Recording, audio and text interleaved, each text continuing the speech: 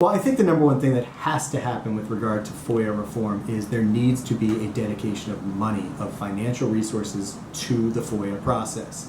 Whether that's, finally making FOIA a line item in every agency's budget, or just ensuring that more money gets into the agencies to do this. And I realize this is a problem. This is not something that comes around easily in today's political climate. It's absolutely necessary to FOIA processing. And what needs to be done with that, however, is it needs to be taken, I think, and put to more efficient use of processing, which primarily means better technology. One of the proposals on the table in terms of legislation this year is to create a centralized FOIA portal. I think that would be a great thing. And I think if the money were found to put into that system, the benefits now and down the line would be immediately recognizable. And I think the process would go much better. Another thing that has to happen is there needs to be more enforcement tools within FOIA to hold the government accountable.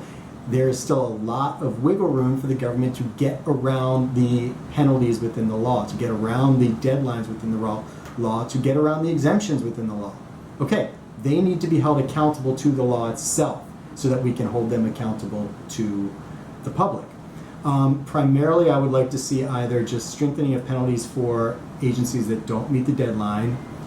More importantly, I'd like to see incentives. I want to see that FOIA officer who's handling the request, in addition, of course, to getting more money and more resources to help him or her do his job, understand that we value them giving information out. We want to make it a priority. We want to incentivize their doing that. That, at the base level, will help with processing a lot.